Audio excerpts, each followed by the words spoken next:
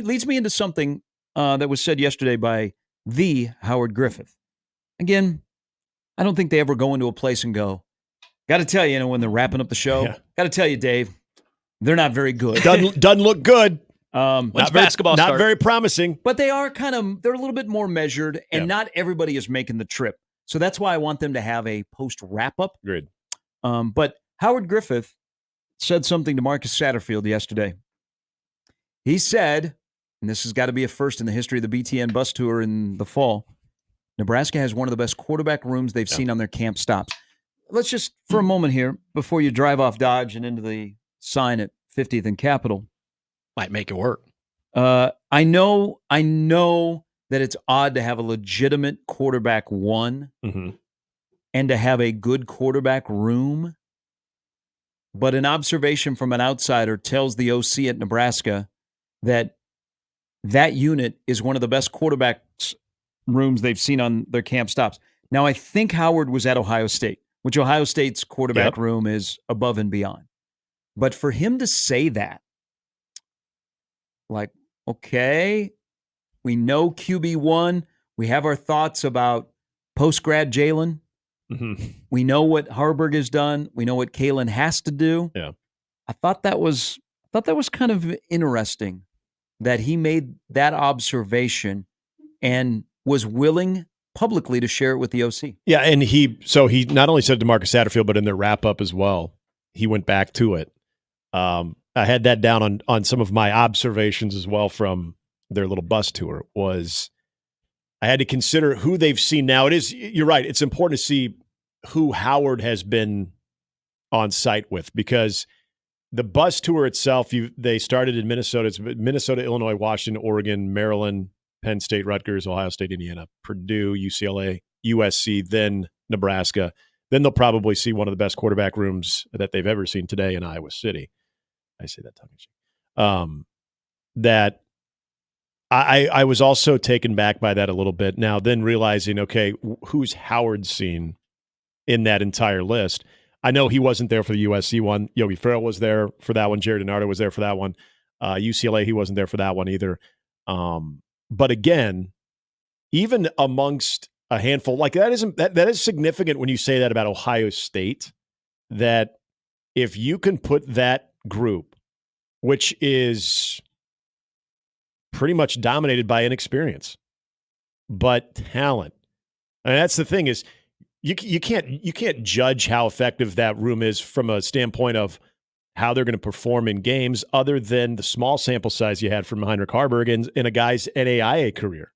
Everything else is based on what you're watching in practice, how they're functioning within the system, and being able to make an assessment. And I'm not saying that in a bad way. I'm not saying Howard's assessment is way off. I think it's actually significant to be able to look at those quarterbacks, starting with Dylan, but also he mentioned Danny Kalen more than once too.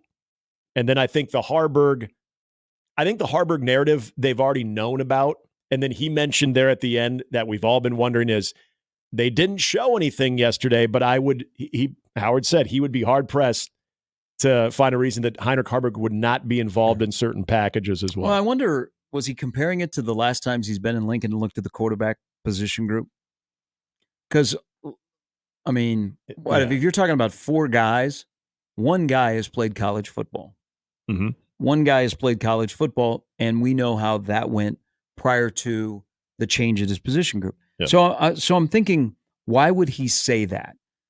I think if you've seen the quarterbacks, they all kind of look the same. So the one thing I've heard out of fall camp is when it comes to the passing game, there aren't a lot of balls that just are off the mark and just land on the ground that nobody's around. Mm-hmm. Maybe a pass is high or a pass is behind, but it's being deflected. It's not like just being, thrown onto Stadium Way, right. like all over the map. But the quarterback room, I think there's a couple of things, and the best, one of the best in the Big Ten. Again, I would like to know what he's comparing it to. Mm-hmm. And also if he has a bias of what he's seen in the quarterback room the last couple of times they've been here. Yeah. Because the quarterback room at Nebraska has all looked like a bunch of misfit guys. And I don't say that negative. I say there's different skill set. Right. I think if you watch the quarterbacks this year and even just warming up, they look like quarterbacks. Okay, the mechanics are better. They throw the ball. The wide receivers also help them. You've got a quarterback coach that is a dedicated, I think, highly regarded quarterback coach. But you also, I think it's important, as Nebraska puts more emphasis on that position to be an actual quarterback, not an athlete playing quarterback, is you give it up to the high school program that Dylan came from in Arizona, and then in Buford, Georgia, where they are used to coaching high school quarterbacks. Okay, they just don't coach offense; they coach quarterbacks. And so he was in a quarterback-friendly offense in high school. So he was not only all the other things that go with him, but he was prepared in the game of football at the high school level to be successful.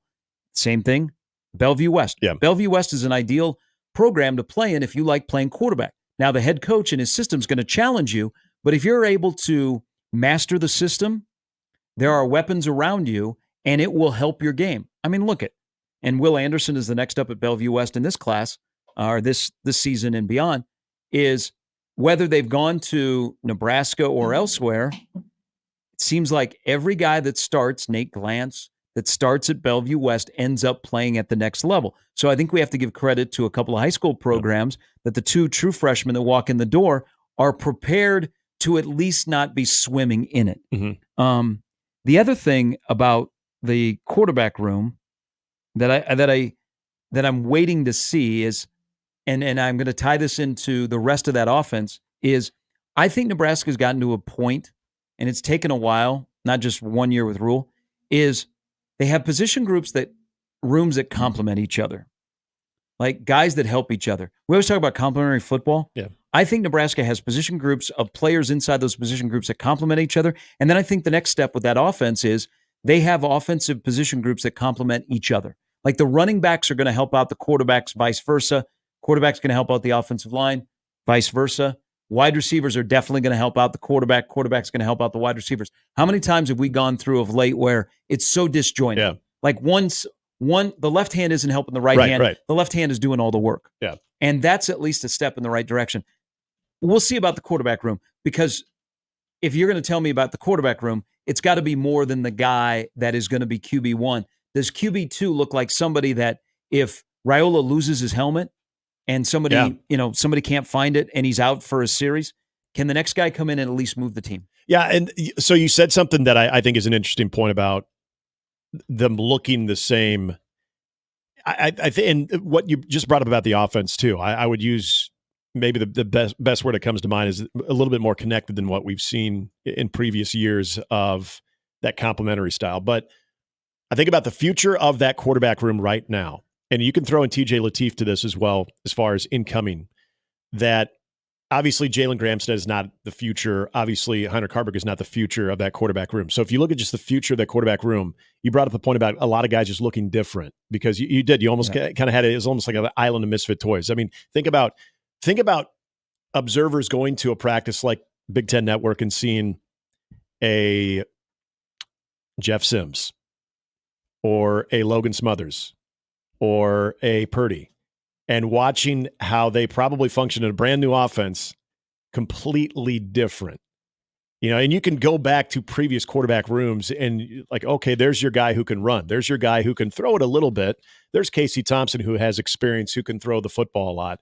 If you go back, you're going to see the one guy that, okay, I think now this guy, whether he was named the starter at the time or not, I think this is probably their guy. But then you're watching other guys do, they're like, God, he cannot hit the broadside of a barn, but damn, he's fast. Or, boy, this guy can sling it, but I mean, he has the slowest feet I've ever seen. I think about the future of that quarterback room, and for people who have seen TJ Lateef's film as well, they do all have a lot of the commonalities of they can throw. There's enough athleticism, some a little bit better than others as far as that ability to run, but at the very least, when it comes to their athleticism, they're able to extend plays and be able to stay within the play itself. I don't think we've seen that emphasis on, the guy is going to be able to throw it and hopefully throw it accurately. And that's going to continue to develop with time, especially under Glenn Thomas. But it is a more consistent look of the strengths of what these guys can do. And probably the best part about that is it's the strength of what this offense wants to do too. So the future of that position, all of those guys, especially because you're going to watch Heinrich Harburg, and I'm sure even Howard Griffin or Dave Revson are watching that saying, okay, we could see where Heinrich Haarberg is a little bit different than the way Dylan chucks it, the way Danny chucks it. But also the fact that they come in with that type of knowledge. And that's something that I brought up a while back of just basic quarterback play in high school compared to where it was early 2000s or in the 90s of understanding any pre-snap type of reads, getting involved in an offense, in a high school's offense as early as 7th or 8th grade. I just think quarterbacks are far more advanced. And I think that's throughout the country as well, unless you are seeing a specific quarterback guru in the summer. But I think quarterbacks are just more advanced. So it's being able to evaluate what is going to work for your system. That's the one thing that I think is so different about this group compared to others is they have, I think that ability. And as you pointed out, like with Bellevue West, but also with what Dylan comes from between his family and the stops that he's been along, is that nothing is going to be from a technical standpoint or from a verbiage standpoint or understanding simple concepts of what to anticipate with the defense. I don't think any of that overwhelms as much as what you probably saw even 5 years ago with freshman quarterbacks that maybe had to play earlier. It's something that I think even gets lost a little bit with Danny Kaelin. So I'm glad you brought that part of it up with Danny Kaelin. Speaking of local quarterbacks, in Stillwater, Oklahoma, they may have a controversy at quarterback. Our friend? Mr. Bowman, supposed to be the starter, right? Mm-hmm. The hype train for Zane Flores is starting to pick up steam. I believe it has left the train station in Tulsa and is bearing down towards Stillwater. Reports out of Oklahoma State have been that Zane has had a really, really good fall camp. So much so that on the Sports Animal, you got the legendary Al Eschbach. Mm-hmm. They're starting to talk about, could a redshirt freshman from Gretna, Nebraska be the starter at Oklahoma State and knock out a guy that you thought would be the starter? Ooh, wonder what Pat Jones thinks. Hey, I'm a huge Zane fan, great family. I want him to play well. I wish he was playing closer to here, but it is what it is. But Nebraska kids that go and play quarterback, whether in-state or out-of-state, and do well is great. We should celebrate that because it only helps this state get more recognition. There's already fantastic players around here, but the quarterback position, of course, is treated differently. Mm-hmm. And if somebody goes from Omaha or Gretna and goes to a Big 12 school in a quarterback-friendly offense and starts and thrives, that is great for the future of, all right, who's the next? But I've been told the Zane train is very real down in Stillwater. So that's great to hear.